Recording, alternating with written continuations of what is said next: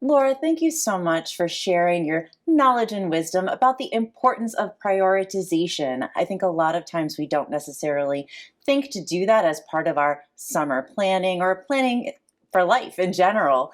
But in terms of students in their college careers, I'm sure there are different things that they might want to prioritize from year to year. So I'm wondering if you have some guidance about what students might want to think about as they move through their college careers each year and each summer. Yeah, absolutely. And I would really direct students towards the 4-year action plan that Mm, Career Development and Success has put out.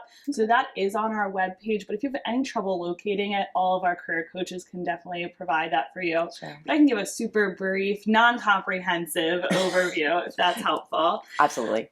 So freshman year, I really think students should just take the time to see what's jumping out to them in their courses, see what careers maybe are sparking that interest. Right. Sophomore year, you're going to move more towards Mhm. applying those skills. So what Mm. you're learning in the classroom, maybe you want to take and start volunteering to see if it's the right fit, or start an internship testing that out, or if there's any organizations on campus that you could Right. take a leadership role in. That's really where you can test your waters, especially in the rider community. Right. Junior year, as everyone will say, is that year to really buckle down and see what's going on, see what on-campus opportunities there are, what off-campus opportunities there are, and check in with your career coach and your academic advisor to start planning out your post-grad life. So whether Okay. that's going to be grad school, whether that's going to be a professional track, making sure that all of your experiences are aligning that year so you're a good cohesive candidate. Right. Then senior year, tying it all up into a bow, making sure your resume and your applications are spot on so you can be set up for success. And really all of that work should be building blocks to your senior year. Then you're going to work with your career coach to market yourself, market those great opportunities, because now we not only have to impress the people we're interviewing with, but the robots we're interviewing with.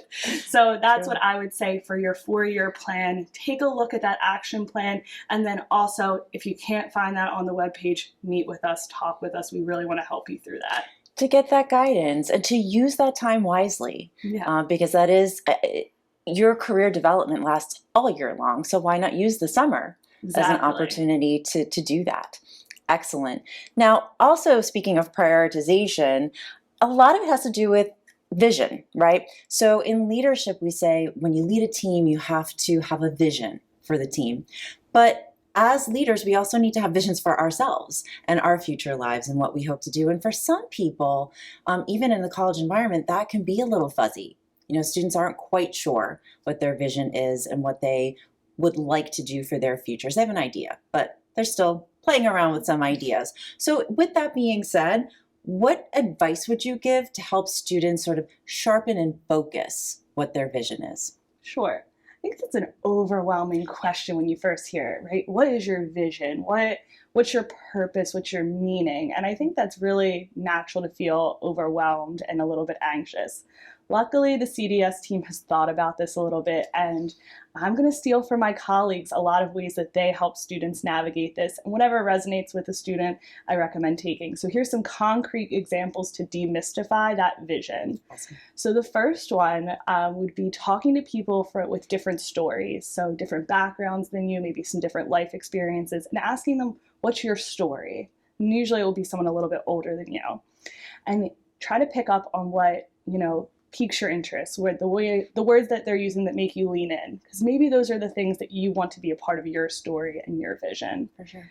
Next, ask your peers what your strengths are, because sometimes other people can see what you're passionate about before you can see what you're passionate about. Yeah. Next, and this one's a little morbid and maybe a little weird, but write your own obituary or write your own legacy, to really see from that back end, looking backwards, what is going to be important to you? How do you want to be remembered? What's that impact you want to leave? Right. And last, I'm going to say use Google for this one. Look up Bill George's True North questions. This is a set of questions that, go from one word to describe yourself to a little bit deeper. And it helps you kind of align what your vision might be and the interests that you have. So these are kind of 4 things that I would say are really helpful. But you should do these every year, every couple of years, to really see the themes that are sticking out, especially while you're in school still crafting that vision and you still have time to be flexible and things. So see what themes are sticking out. So if all 4 years you see service as a part of what you want to do, maybe that's part of the vision for your future. Also remember, vision can always be changed, it can always be adjusted, and I think the CDS team and everyone here at Ryder is really here to help you align your skills and your academics to what your overall vision is. Thank you so much for sharing some real concrete and practical ideas about how to create our visions and how to prioritize those elements of our visions and to see the bigger picture and to also use our time wisely. Thank you so much for taking the time, Laura, to do this with us. Thank you.